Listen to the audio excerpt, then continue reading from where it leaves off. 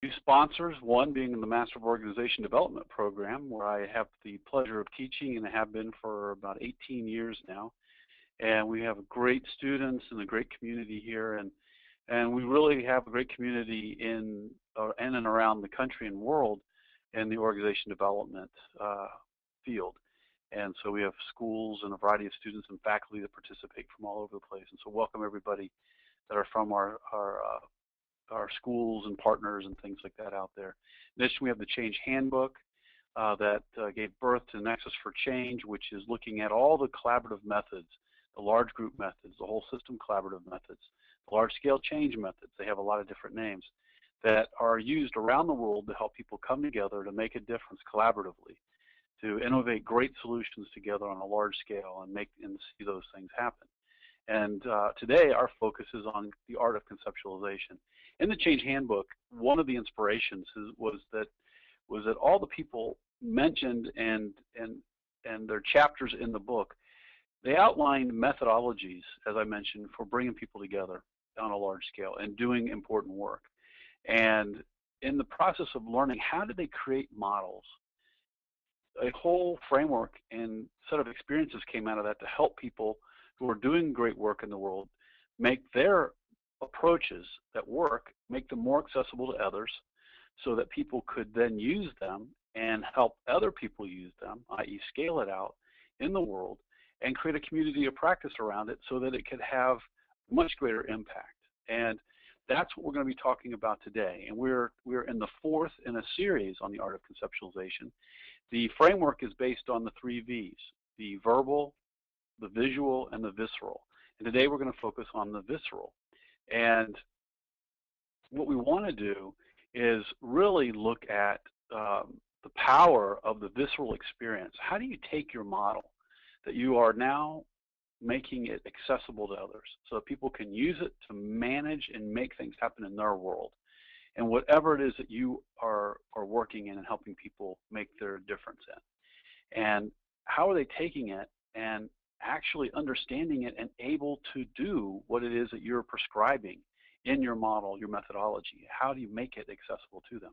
And we're going to review that process. What I'm curious about, and John, I'm curious about for you too, if you could answer this.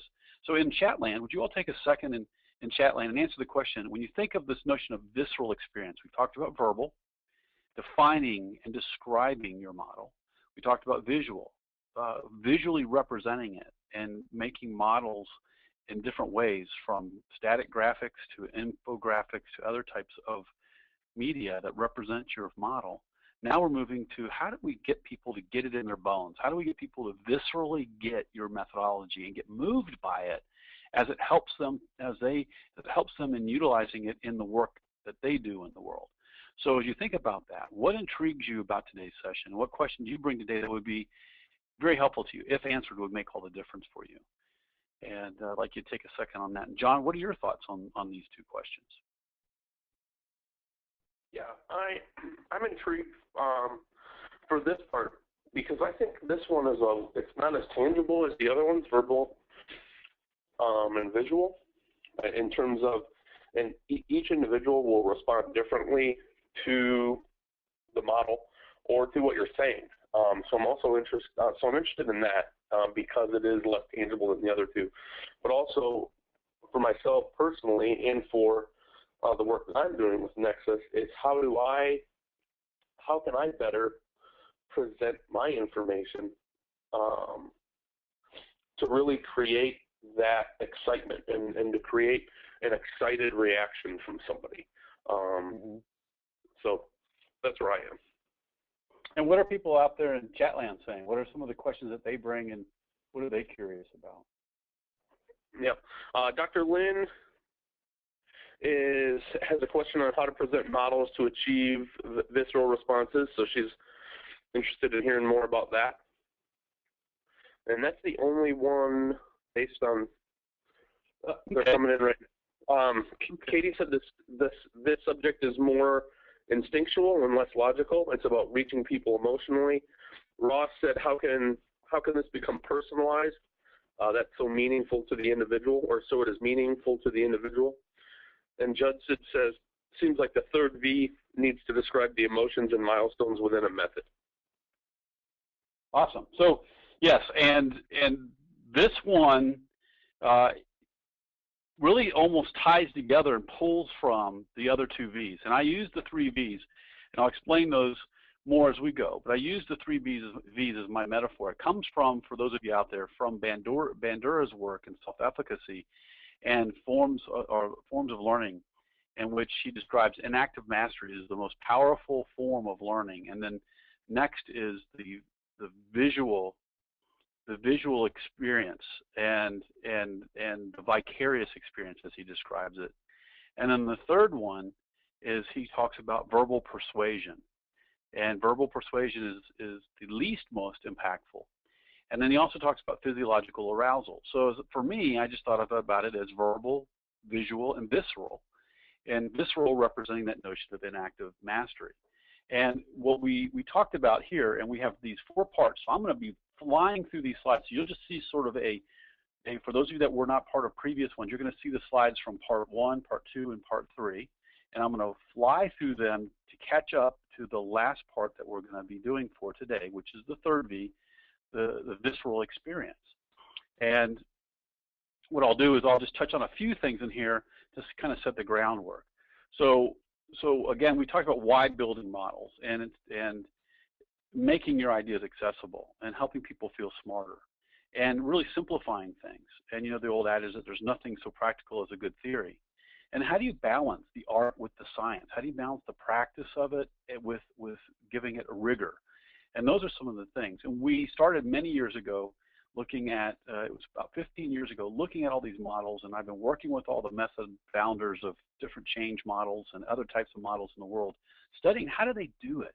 How do they do the following? And this is it's not a 4-step process. I actually today added 2 more to this as I started thinking about it, but really, you know, the 4 main steps, I'll tell you what those are, but then I'll tell you how I added to this as I was looking at this morning. But essentially, you first have to connect your passion to a model. So there's something that you love doing. Now, how do you take that thing that you love doing that makes a difference in the world? And remember, the root meaning of passion is to suffer. That means that you're willing to sacrifice in service of something in the world. And so what is that passion? And a lot of times our profession is connected to our passion. And when that happens, it's the whole notion of avocation and vocation. When our vacation, you know, when our work becomes the vacation, our avocation becomes a vacation.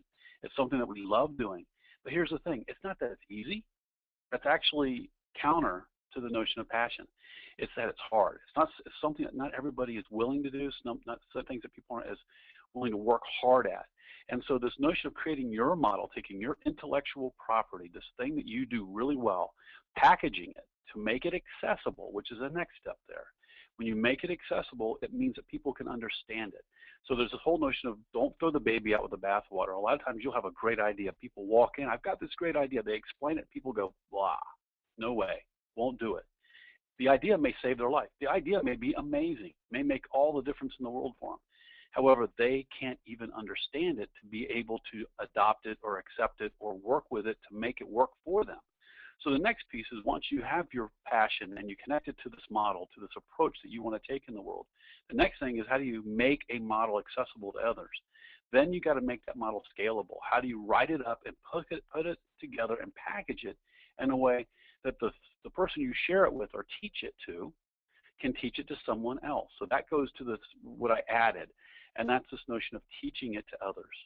And so that's what I added. So if you take the 4-step process, I added the notion that once you scale it, it's really about teaching it, using it, and improving the model.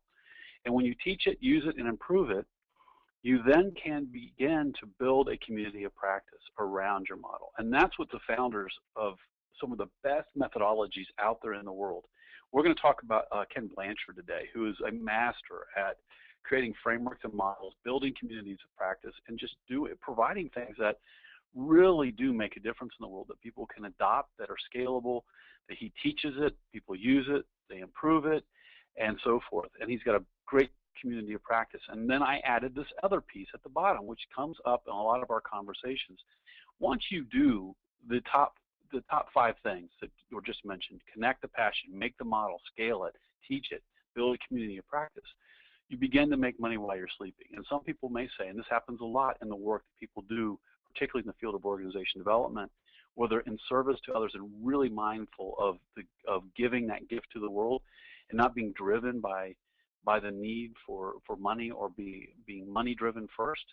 But I will tell you this, the reason it's at the bottom is if you do the top 5, there's no reason why you can't make money while you're sleeping. That is passive income because you've created something that people can use, and there's a way for you now to generate revenue to help you have what you need so you can build more models, so you can do better work in the world. And so the whole notion of giving it away, I think you can give it away, but you don't have to give everything away. You can make money while you're sleeping if you do the top 5 things. And so, John, you can interrupt me as you all are listening out there in chat land. For those of you that have just arrived, welcome. If you can look in the chat room, you can head on over to Chatsy in our chat land and react to what I'm talking about, provide your comments, your thoughts, your questions. We'll be dropping in every so often with John to check in with him. If anybody out there would like to bring a challenge or an issue or a question live that I could help you with and coach you on around doing this, I'd be glad to do it live just in the chat room. Say, hey, I'd love to have a live conversation with Steve around a question. Pose your question. John will queue it up and talk with me, and we'll bring you in live as long as you have the technology, i.e. the headset or a computer in a very quiet place that you can use.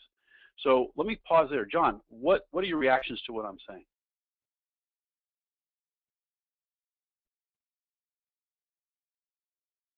And you're on mute, John, if you're talking.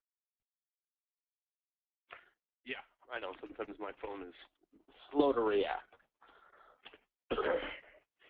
There aren't any things that are popping up in the chat room. For me, I like it, and I like the process. I like the importance of connecting your work or your passion to your model. I'd like to know more about making the model accessible. I don't know if that is this session, but also like practicing it, having it go through the iterative process, and the teach, use, and improve. That I think that's very important. Yeah, that's good. And I would just add, John, that accessible is really making it understandable. Can you describe it in a keep it simple, stupid, KISS way, in a way that helps people to understand it so that they can use it? So it's really describing it. And the 3 V's, the focus of the 3 V's are, if you utilize them fully and appropriately, you will make it accessible. So that's what that gets at. I'm going to keep moving. So is there anything else you want to add before I move on? Judson said, can we get an example? Like, how is AI visceral? Yeah, we're going to be doing all of that, Judson. So great question. So we're going to be jumping right into that now. We talked in the previous part 1 about generic versus applied models, and we talked about how this notion that when you build your model inductively, you apply it deductively. And a lot of people try to then present their model in an inductive fashion. It's kind of like showing me how you went about making a cake, and then at the very end showing me the cake. The experience you had in learning how to make the cake and then the cake being made, when you teach other people, you actually show it to the world in reverse. You show them the cake and then deconstruct and show them how to make it. So induction is how we end up building our models through our experience and phenomena in the world. Deduction is how we bring our model to the world so that others can use it in the work that they do. It's very important to remember that the way you came about building your model is not how you should be presenting the model to the world. It's almost in reverse. And we talked about the 3 V's, the verbal, the visual, and the visceral, and how it connects to Bandura's work around forms of learning. And then we kind of went in and talked about all kinds of things about patterns and definition. And really the key thing in the first V, the verbal, is really around defining clearly and describing your method. The next thing is, how do you visually represent it for people? And we talked about different types of scales and models, and we went through and showed examples of them and started weaving and connecting them together, and they all have different purposes and different ways that they can get your point across. And so we talked about all of this, and finally, kind of showed examples from different places in the world, different models that people use, like appreciative inquiry, as you saw, and kind of wrapped up talking about this notion of a meta model, and you'll end up having that. And now we're at the visceral. So we got the visual, and this also goes back to forms of learning. So you got visual, auditory, kinetic. You can see the three pop up in different ways. Again, the 3 V's is my model, my way of representing the 3 things that you need to be mindful of. And when someone said, it's like there, I love that, the Home Alone, and this idea of how can you get someone to really get it in their bones. You've described it. You have described it, defined it really well. It's concise and clear, and the instructions are there. And you've made your case. It's been compelling in text and in word. And now you've got visuals that support it. You got static images. You got interactive images. You got a variety of visuals that support it. And now, how do you take it to the get it in their bones as you're putting your model out there? So we want to build on the verbal and the visual. And our agenda, and what we're going to go over right now, is going to be talking about how you can use examples, how you use story as metaphor, metaphor as story, photographs as story. How do you use research and quotes and active learning and situational learning and gamification and graphics facilitation? How do you use all of those things to help bring your model to life in a visceral fashion, how to help people get it in their bones? And we're going to wrap up by talking about the 3 V's and tying them together. I'm going to give you an example of a case study, which is Gung Ho. It's a great book that has just turned into this really well-translated model and approach by Ken Blanchard. And I'll use that as an example. And I'll then wrap up with talking a little bit about the 6 elements, or the 6 truths for that we find in all the design elements that we find in all models. We won't focus on that today. That'll be for a full separate webinar. But I'll just give you a touch of that and direct you to an article that I wrote a while ago on the topic that now drives a lot of the work I do in coaching and helping people build models that, if you remember, build models that connect their passion, build models that are accessible, build models that are scalable, build models that help people to actually teach it and apply it and improve it, build models that help people to have a community of practice surrounding it, and build models where you make money while you're sleeping, i.e. passive income. And I think those are all very important to ensuring, if you're doing good work in the world, to help you have what you need to continue doing the good work that you're doing. So let's talk about examples. That's the first thing. So you've done your verbal and you've done your visceral. Now, examples can be done in a variety of ways. So you are, like I said, you're weaving together the verbal and the visual. And so you can see here this notion of what's called Gordon's ladder, competency ladder. This is a model that Gordon made. And they talk about it consciously competent or unskilled or skilled. And I a lot of times refer to this and talk about consciousness and competence. And they talk about how at the beginning, as people learn, they are unconsciously incompetent. Here they say unconsciously unskilled. They don't know that they don't know. And in model building and in the work that people will do with your model, before they even get introduced to your model, so we can apply this to your model, we can also use this as an example of a model with examples. Because you can see the visual example built into the ladder, which is the visual ladder. You see the terms, the words, the verbal, and you see the example, an example of flying a kite. And so now an example has been built on top of this, in which it talks about unconsciously incompetent or unskilled. Then all of a sudden, at some point, you become conscious that you don't know how to do it. That's consciously unskilled or consciously incompetent. So you're looking at it going, oh, man. Then you begin to become consciously competent or skilled at doing it. And finally, you get to this notion of unconsciously competent or unconsciously skilled. You can see that person talking to someone else while they're flying 2 kites.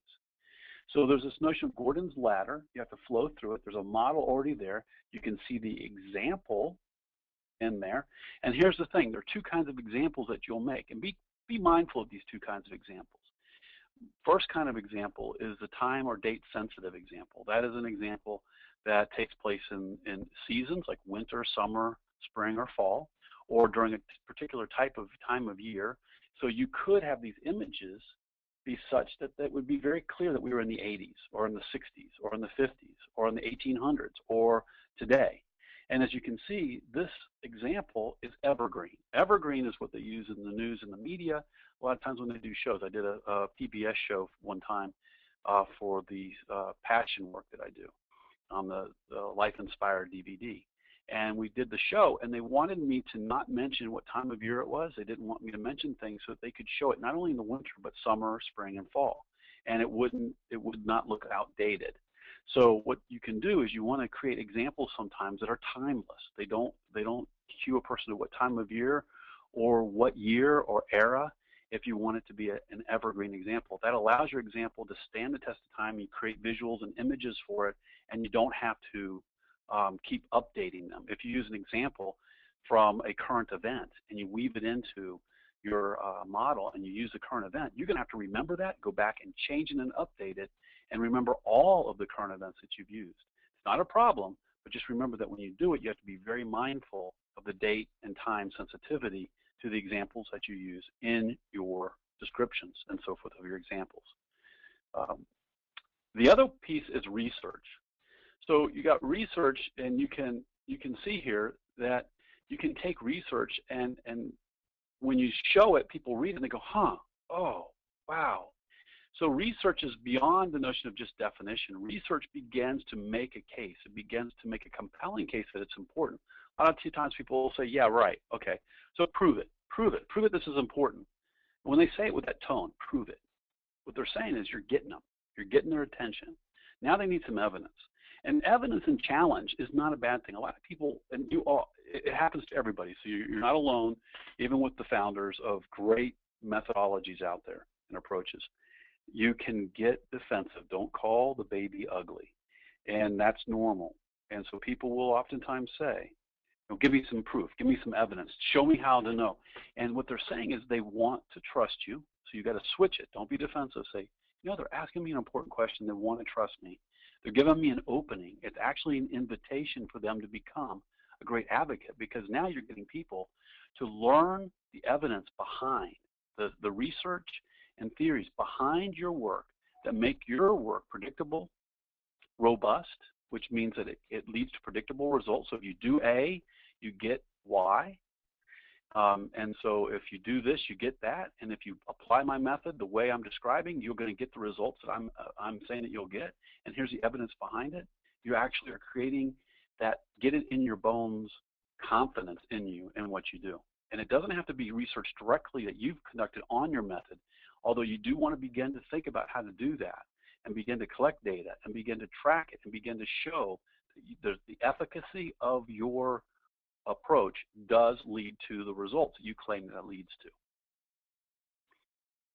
So here's another example. And for some of you in the last webinar, we talked about infographics.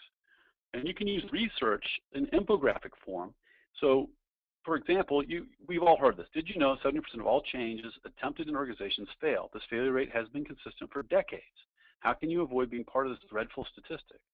Now, here's what I'll tell you. A lot of people say, where is the research? That's just a number that keeps floating all over the place.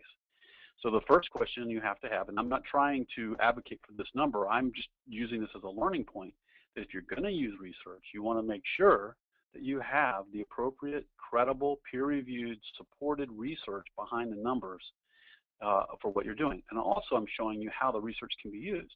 So for example, here, infographics, 10 shocking statistics about employee engagement. And then you can go in, and if I click on this, let's see if it should open up. Here we go. This is an infographic, and this infographic walks people through saying 70% of U.S. workers are not engaged at work. Now, you're going to want to see where the research came from, and it gives you the citation and source here from where it came from down at the bottom. But essentially, 70% of U.S. workers are not engaged at work. 89% of employees think that people leave for more money. 12% of employees actually do leave for more money. That gets you viscerally. 75% of people voluntarily leave jobs, don't quit their jobs, they quit their bosses. So these are the kinds of things. You can start seeing how imagery and statistics are used to get the point across and get people to go, Now the question is, what is the right statistics and evidence that you need to gather? And that's all a part of your learning and iterative of teaching it and applying it and improving it process. So John, any comments out there? No, not yet, but I will close and come back in if some come up. Okay, and for everybody out there, what will be helpful to me as you're listening, if where I'm going is working for you, if you're getting something, you can say, hey, that's a good point, or hey, keep going, it's working well, or I love it, or don't like it, or I'm falling out of my chair. I don't care. Because I can't see you, I would love to just get a little bit in chat room feedback as we go to know that we're on track for you. Let's see here, turn to full screen. So here, stories. So we talked about infographics. Now there's the notion of stories. So how are you going? So we talked about examples. Now examples are short stories, if you will, or mini moments that really demonstrate what it is and bring it to life in a way that can really help people kind of connect with it and connect themselves to it. Now stories go a little bit further.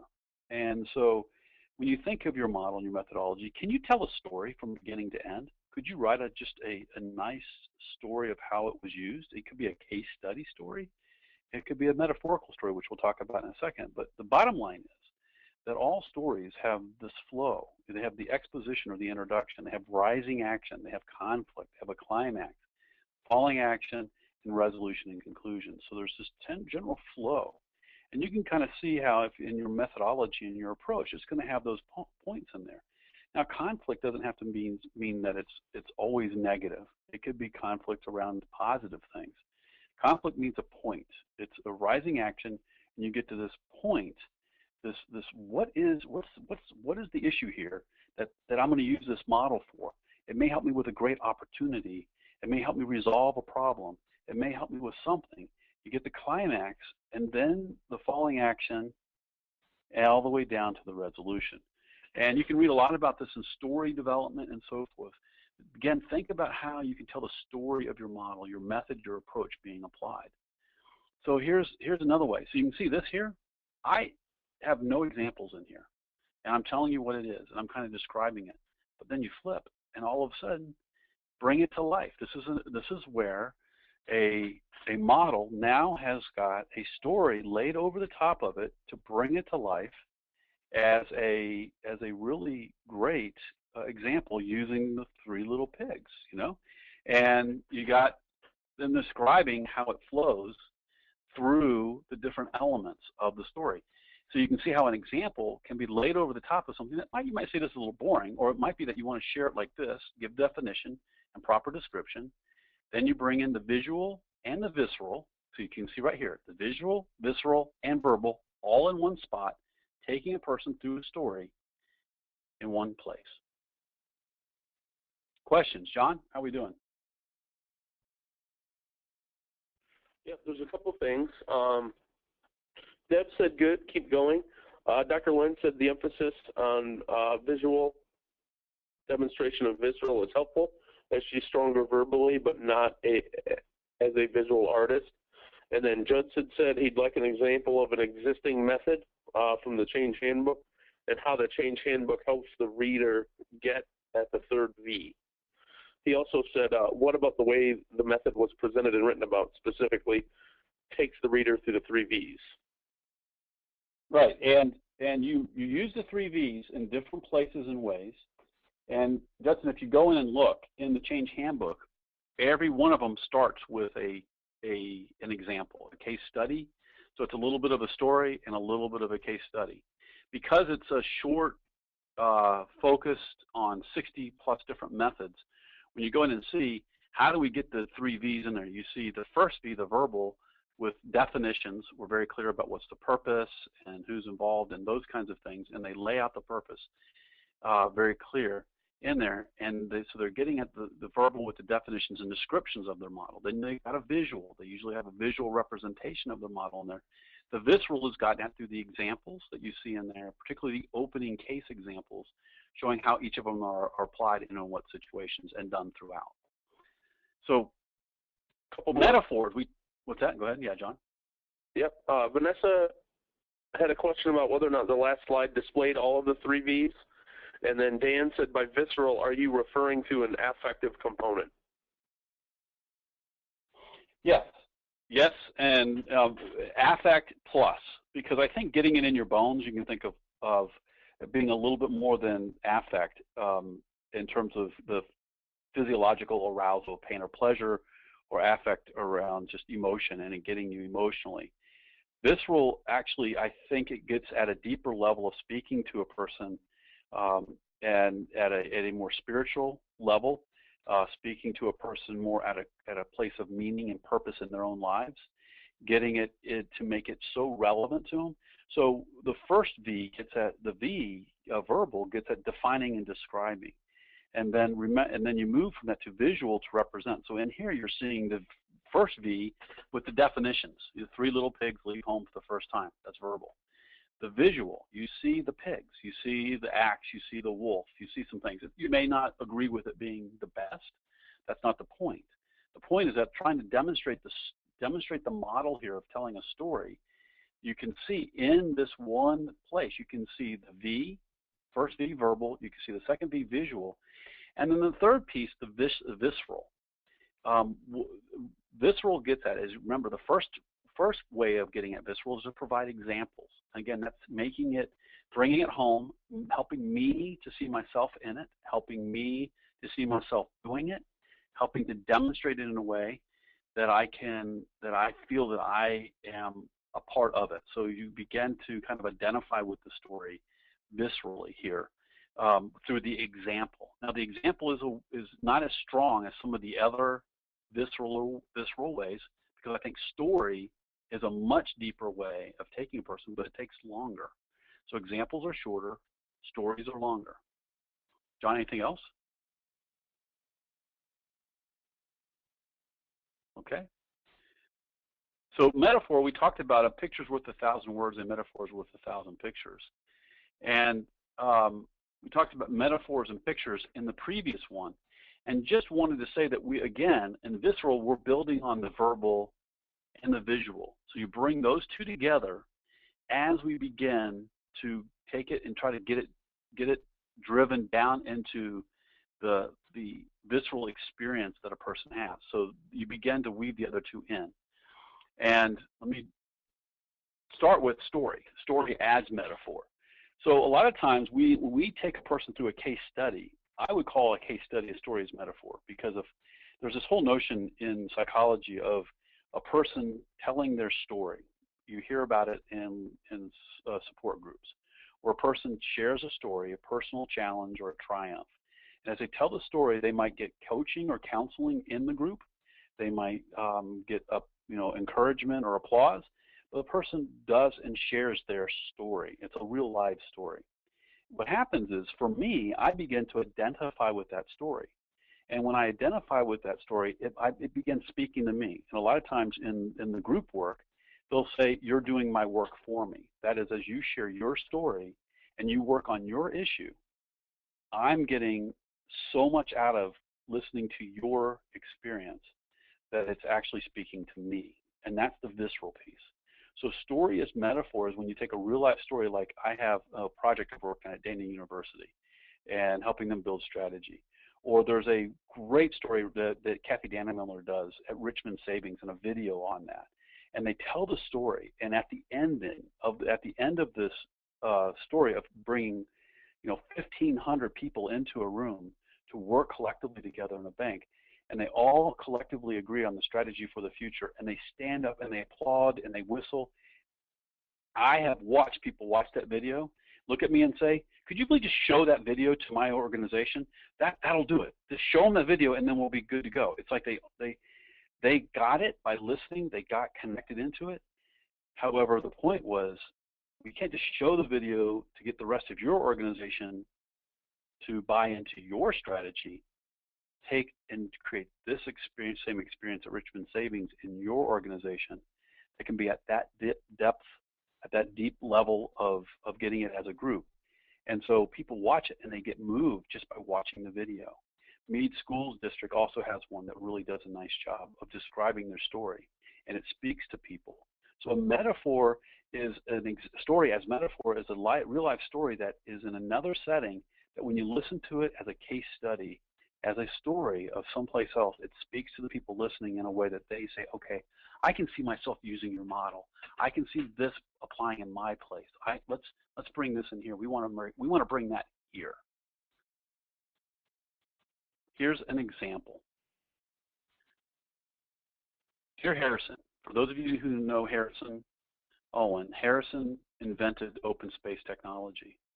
And in developing open space technology, it's been around the world thousands and thousands of times used in every kind of setting and every kind of organization and community that you can imagine. So someone wrote Harrison an email, and he sent this to me one day. He's a dear friend of mine and a mentor for me. And he said that, and this person who wrote to him said, Dear Harrison, just finished OS in an NGO office in Liberia that deals with malaria prevention, treatment, and education. 25 people, 13 topics, one day. In the closing circle, I wish you'd been there and thought of you every time someone said, this is our heritage of how we used to do it, and it feels good. This is the first time we sit together in 4 years, and it is because of our Liberian past. It is how they do it in our villages, and now it brings us closer together, and we can be one team, one program. This is the first time I have seen everyone smile in our office. People were fully engaged in the room. Immense pride filled the room. I was asked to go to this office to do some team building. I think it worked, wouldn't you say? This team has gone through major transition from working with malarial concerns in an emergency situation just after the war to post-emergency work from one country's director's style to an opposite country director's style, and a total change of expat management, all in the last 3 months. And you know what the #1 topic out of the 13 topics were after they prioritized? Love. Plain and simple and powerful. A committee is now in charge of finding ways to express it in the office.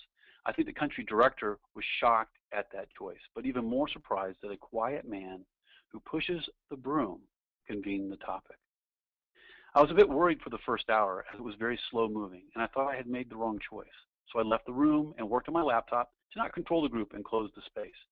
Turns out no one had ever asked them before for their opinions. That was the hesitancy. The ball started rolling after the first time period. So, my dear Harrison, it all comes around and back to Liberia. You and your brilliance in capturing the essence of the African culture and bottling it up for the rest of the world to sip. You have touched their hearts deeply. In the closing circle, they didn't thank me. At first I was, gee, no praise for me, bringing it to them? Ha!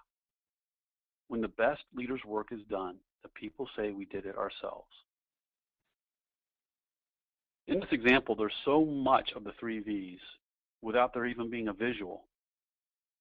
There's so much of it in here. So much of it from, you can see the first part about Harrison, who made a methodology that became accessible, that not only became accessible, it became scalable. Not only became scalable, it became something that could be tested and improved and adapted around the world, all the way to the point that I hope, and I don't know this, that he does benefit financially in some way from different work from people buying his books, from people bringing him in and things like that, so he can continue to do his great work and get rewarded for what he's brought to the world, his gift that he's brought to the world. John, any thoughts from anybody out there? Just one from Dr. Lynn. She said that she's known Harrison for over 25 years and his work is amazing. The stories always touched us to tears in the organization transformation conferences with him in open space.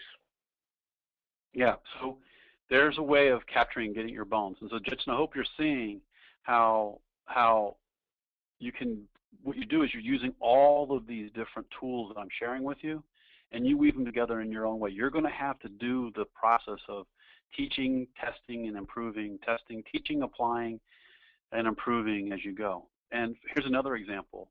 So many of you are familiar with the fish philosophy at Pike's Place Fish, and how they throw fish, and how they studied them and their market and how much fun they have and how productive they are and how amazing of a place they are. And they turned it into the fish philosophy. And they said there's basically 4 types of things. So you can see here again, you can see V's, right? You can see V's in different ways. And so as you look at this, where do you see the 3 V's? And they're not linear. They blend together. They overlap. They touch each other. You can see the verbal. You can see the visual. You can see the visceral. You can look at it about play. It's not a specific game or activity. It's a state of mind. You can see make their day, choose your attitude, and be there. So this is what they did. And now we've got photographs of stories. And as you look back here, let me just say you can see photographs in here that begin to tell a story as well. And photographs of stories are really, really possible. And you can even the person taking the photograph there's a story in that story that he is taking a photograph of. And some stories through photographs we can take are good for the moment. They really tell us what's happening in that situation and a nice demonstration of that particular example. So it might be that you have an example that you have a visual woven into. Again, so an example is a form of visceral, bringing it to life, helping me identify with it. It could then go as far as being an example to more of a story. The story can have a picture, a photograph, and as you look at the picture, when you read the verbal and see some of the visuals, the story begins to unfold in what you're seeing there. And some are good for the moment. And some never leave me. I really debated. Some of you know this. I was like, do I share this? This is one of the most powerful pictures that have impacted me in my life. And this was a story of a Pulitzer Prize winning photographer. As he was leaving to get on a plane, he saw this. And photographers are taught to take pictures of the world and to stay out of the situation. A lot of people debate that, and there's a lot of debate about that. That's a whole another part of this conversation that we can have. But you can look at this, and the story gets you. It makes a very important point. And this guy, the backstory behind this is that he took this picture and he left, and he did not know what happened with his child afterwards. Now, I've read a lot of different versions and variations on this because I was so moved and touched by this, I just needed to know. There's some that say that he ended up committing suicide as a result of the backlash and how badly it impacted him by leaving and not taking care of this child. The point here is that not all stories are going to be about positive and inspiration. They will make cases for a deep need in the world and move people to action. So visceral is not just about getting your model. Visceral is about getting your model and why it's so important to our world, not only at a world level, but down to a child who is defenseless. And that's, in my opinion, I've heard this before, a great measure of society and of a person is how we take care of those who can't take care of themselves. Questions, John?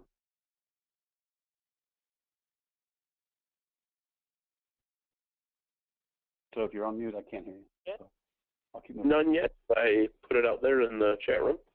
So check in with me in 6 seconds. Okay. Good. We got about 10 more minutes, and we're getting close. Another story is metaphor as story. So we've talked about story as metaphor. So everything I've been showing you is real-life stories and how they're shared. And the notion of metaphor is how we learn from the work. We learn from the experience of others. Sometimes there's a metaphor as story, meaning that it's not true, it's fiction, and it really helps to make a point. So like the Golden Rule, which has some really good stories in here. Let me go back. I want to go back to this here and show you all this. This is a nice link here. You've heard of the wooden bowl, and so sometimes you can use a metaphor that has a moral. What's the moral of the story? And there was once a grandpa who lived with his family. As grandpa grew older, he began to slobber and spill his food, so the family had him eat alone. When he dropped his bowl and broke it, they scolded him and got him a cheap wooden bowl. Grandpa was so unhappy. Now one day, the young grandson who was working with wood, "What are you doing?" Mom and Dad asked. "I'm making a wooden bowl," he said, "for when you two get old and must eat alone." Mom and Dad then looked and sad and realized that they were mistreating Grandpa. So they decided to keep quiet when he spilled his food and let him eat with his family. Now, it's an adapted story, and you can scroll down and see all these golden rule examples of stories that represent the golden rule. Some of them are more positive. Some of them are not as depressing, so to speak, or kind of like, you know, really getting and tugging at your heartstrings about, you know, coming from a place of shame or guilt or what we need to do the right thing in the world. Some stories can be, you know, just really inspiring, and you know, you can think of the one where the starfish story, which I love, about the young kid who was throwing starfish back into the sea, and there were thousands of them. And a guy walked up to him and said, "What are you doing? How can you make a difference? There's thousands of them. You're not going to make a difference." And the kid reached down and picked up one and threw it back out in the sea, and he said, "I made a difference in this one's life." And, you know, teachers, that one speaks really strongly to teachers. So finding the right metaphor that helps get at the moral of your story, the moral and the principles of what you're trying to help people understand, can be very powerful. And you'll find the right metaphors as story through your teaching, through your application, and your iterative improvement process as you talk to others. Who Moved My Cheese is another one that really is a great example of a metaphor that took on. It's a short book. People love it. And it's all about change and how people deal with change, and using the metaphor of mice and cheese. So I'm always going to pause. John, you got to interrupt me, but you're somehow the delay. I pause and it takes about 10 seconds. So I might ask you to just interrupt me as we go. Okay. Active learning. Is there anything? No. Okay. So another area for making it more visceral is this notion of active learning. How can you help people engage with your model, how to interact with it? And active learning is a real way of moving beyond just telling them about it and giving them stories, but can you get them to begin to practice with it? Can you get them to wrestle with the case study and to apply the concept? Can you get them to begin to think of a situation where they could apply it and begin walking through how they would, and working in groups and solving real problems, actually sitting as you teach it, using it? And can you provide instruction manuals and workbooks and other kinds of things to support your model that help people move from this notion of learning what it is and getting what it is to actually beginning to apply and going to doing it? And this kind of gets at the notion of 90% of what they do. So people remember 90% of what they do. If you can move them to that, it really begins to get it to stick. So can you make a part of your model the experience, like the internship, the actual practice of? When you look at Six Sigma and the white, green, and yellow, lean and lean belt systems and those kinds of things, they build in learning the model, practicing the model, and they provide that kind of stuff as they build their model. So now you move from not only building your model to teaching your model and giving people the opportunity to practice it in the classroom setting and in other places. And so that's important.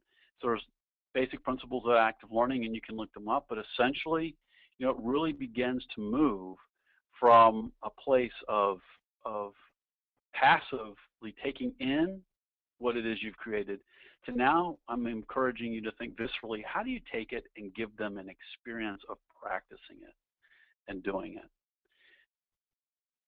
Questions? Another one that I love is situational learning. And situational learning actually begins, have you ever thought of introducing your model as a task without a solution? And presenting a situation and saying, here's the situation, and describe it, and getting people to try to figure out how to work with it. And there's this notion of metacognitive failure. And that is introduce your model as the situation that really represents the core of what your model helps address. And invite people to figure out, how would you solve this? How would you go about doing this? And then say, I've got something that can help you do it. I kind of equate it to swimming. I can teach you in the classroom about swimming in water and all kinds of stuff, and then take you out to the lake at the end of the dock, and we can then start working on swimming skills. Or I can just take you right out to the end of the dock, push you in, pick you back up out and say, hey, would you like to learn how to swim?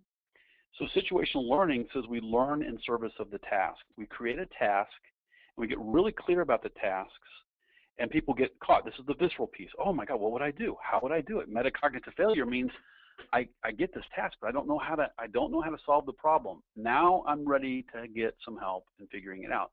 So I learn the model, I learn the methodology in service of this task that you've confronted me with, or that I have been confronted with, and you've articulated it back to me in such a way that I go, yes, that's important to me. How do I solve that?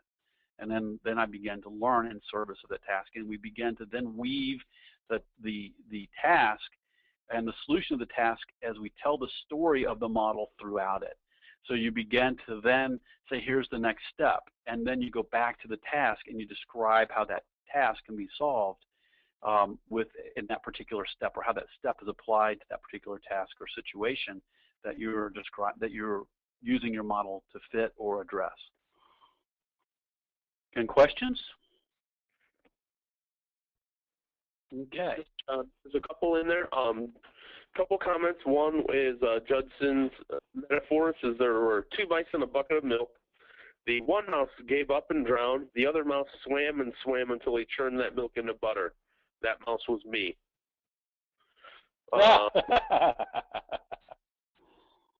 Ross said that the stories are great, just keep going. Vanessa reacted to Judson, and Dr. Lynn said real-time practice is a strong value for her. She always does that with clients. To work on real issues, applying the models now while she's there to help them tweak the applications. She regards leaving clients to apply it on their own as abandonment. Everyone's too busy, and they need help yesterday. Yep, so true. I agree with that very much. And so another way to do this, and this is new, and this is gamification. So, there's gamification courses that are hours and hours. So I'm giving you a taste of all this stuff to put in your toolkit and to make note of and go learn more about as you go.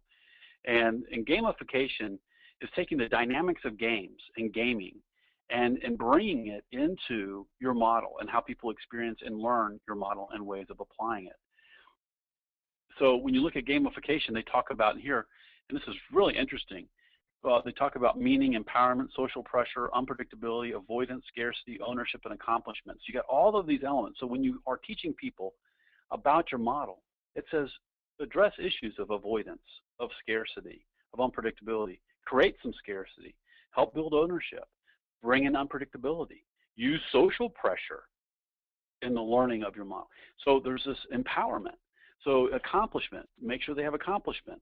So and they talk about a lot of different things. You can search on this, but you can see a lot of these sub words in here from badges. Like they talk, there's a lot about getting people completing steps, getting a badge, completing another step and getting a badge. It's really cool stuff. So another way of thinking about it is hooking them through gamification. You have a trigger, you have an action, you have a reward, and then they make an investment. So they talk a lot about that. It's like, how do you trigger people to pay attention to your model? How do you create some action for them to take? How do you reward them for taking action with your model and get them to make an investment in and utilize your model in the work that they do? A lot of talk is about rewarding your audience, from defining your goal to identifying your users to rewarding engagement. So that's another aspect or way of looking at gamification. And pause. Okay.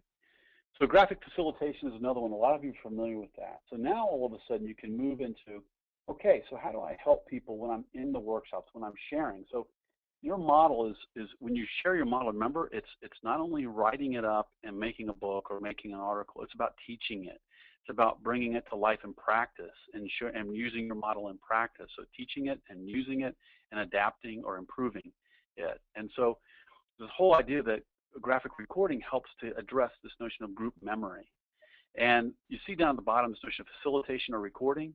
I like to take a blended and approach to this and say that a lot of times I'm facilitating, and I don't see those arrows as me and them to me and them to me and I'm writing on the wall.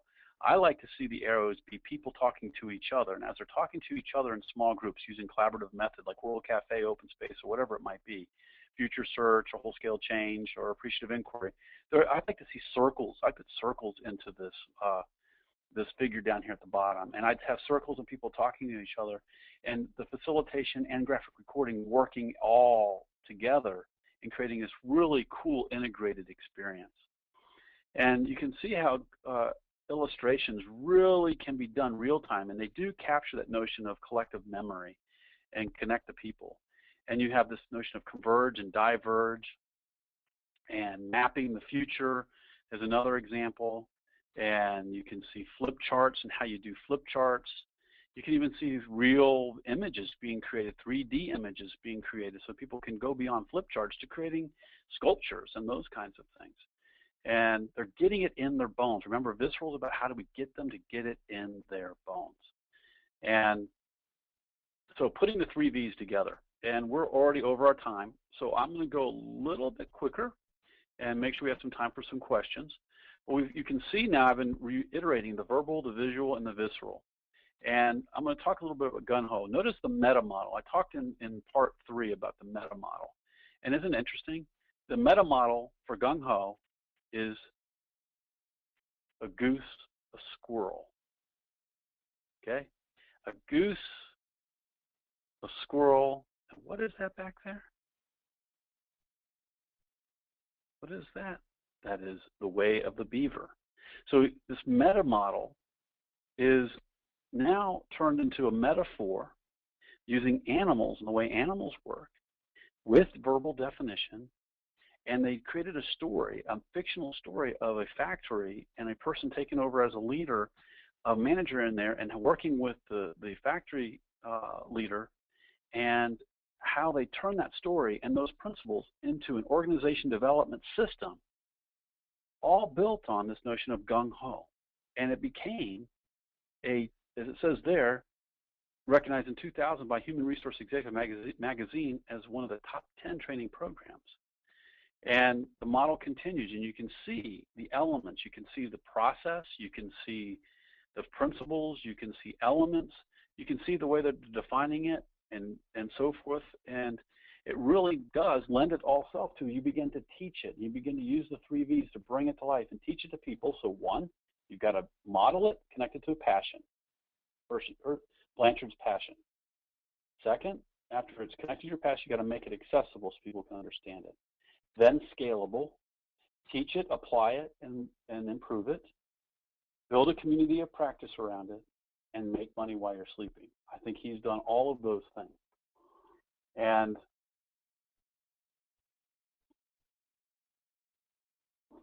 so I'm not going to go into the